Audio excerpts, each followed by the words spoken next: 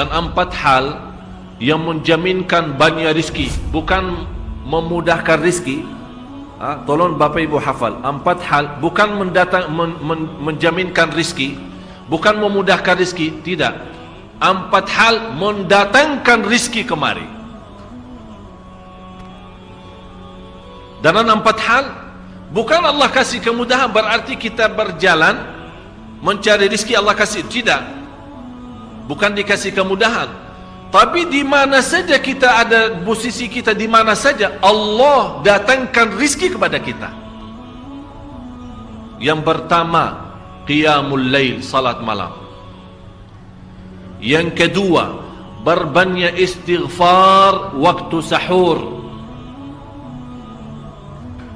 Kalau anda tidak salat malam, jangan tinggalkan istighfar waktu sahur. Waktu sahur kapan? Kira-kira 30 minit sebelum azan. Disitulah Allah sendiri memuji, Allah bangga dan senang terhadap orang yang sahur. Sampai ulama berkata, tidak ada ibadah yang terbaik di waktu sahur selain istighfar.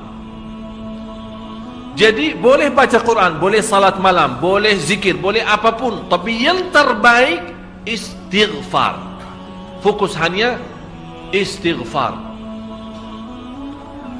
Astaghfirullah wa atubu ilaih, termasuk istighfar Allahumma anta rabbi la ilaha illa ant, yang Bapak Ibu tahu sayyidul istighfar, yang terutama, yang paling luar biasa.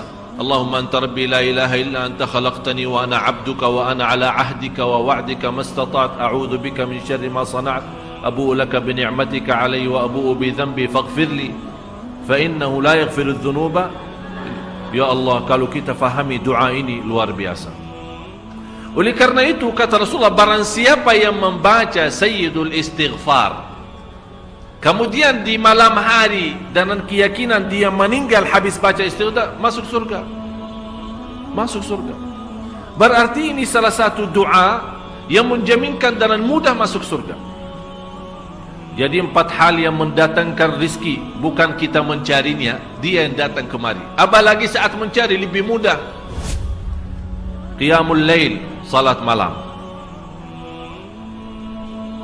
Tapi dalam bahasa, mohon maaf Bapak Ibu, dalam bahasa Arab disebut qiyamul lail, bukan salat. Tapi kalau diterjemahkan dalam bahasa kita salat. Tapi kenapa di situ qiyamul lail? Diberikan qiyamul lail, qiyam artinya berdiri. Berarti lama. Saking lama berdiri dikaitkan jadi qiyamul lail. Qumil layla ya ayyuhal muzammil. Apa terus? Qumil layl, berdirilah saat malam. Berdirilah, bukan salatlah malam, tidak. Berdirilah malam hari. Itu dahsyatnya di situ berdiri. Qiyamul layl. Yang kedua, berbanyak istighfar. Yang ketiga, berbanyak sedekah. Sebenarnya bukan istilah berbanyak sedekah. Kadang-kadang orang bersedekah 100 juta, udah saya sudah bersedekah 100 juta. Bukan itu. Bukan yang dimaksud berbanyak sedekah itu dari sisi uang itu banyak atau sedikit, bukan. Yang dimaksud rahasia sedekah, ta'ahudus sedekah, istiqamah bersedekah. Istiqamah itu tidak menjadi masalah besar maupun kecil. Itu tidak menjadi masalah, karena bagi Allah tidak ada artinya besar maupun kecil. Kita tidak memberikan kepada Allah karena Allah maha kaya. Tapi rahasia sedekah itu kita terus menerus sedekah, siang pagi malam, siang pagi malam, pagi besok terus, minggu depan, tidak pernah berhenti. Setiap ada kesempatan selalu kita membawa sedekah. Itu namanya ta'ahudus sedekah. Ta'ahud kalau dalam bahasa sebuah janjian, seolah-olah kita ada kontrak kerjasama antara diri dengan apa? Dengan sedekah. Itu kata ta'ahud, ahad, berjanjian. Saya berjanji, seolah-olah ada berjanjian antara kita dalam sedekah. Jadi tidak boleh terlepas dari berjanjian, seolah-olah kita menghormati berjanjian. Bagaimana menghormati? Kita terus kerjasama. Kita beri, Allah ganti berkah sedekah. Kita beri lagi, Allah ganti masih terus. Kita beri, masih Allah terus ganti.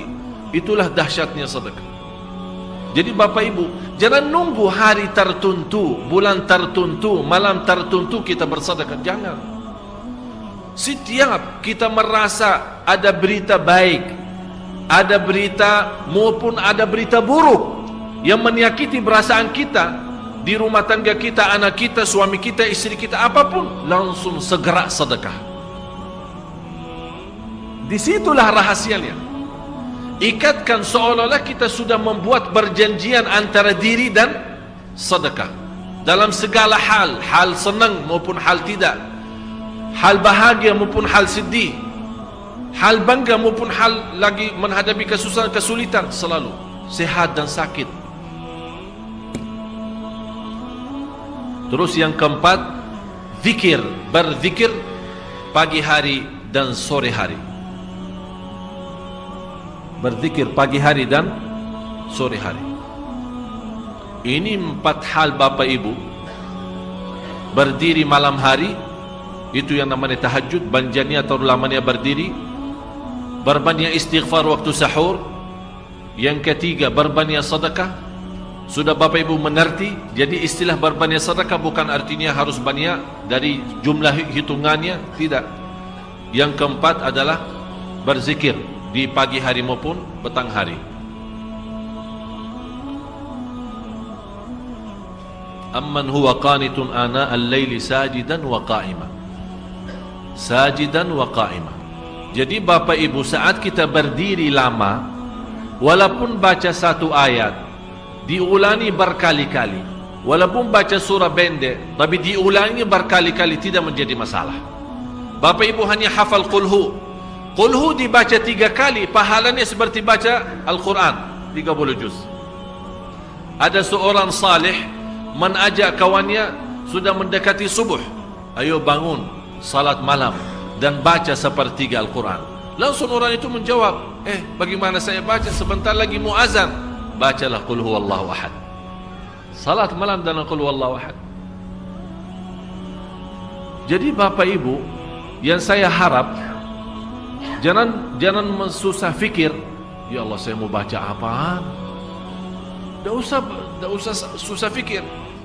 Baca dan nikmati, yang penting nikmati bacaan. Walaupun qul huwallahu ahad setiap hari. Kalau kita pusing baca, Allah tidak akan pusing mendengar. Malah Allah paling senang mendengar bisikan bacaan dan bisikan doa kita malam hari. Allah paling senang mendengar bisikan doa munajat kita malam hari. Itu luar biasa.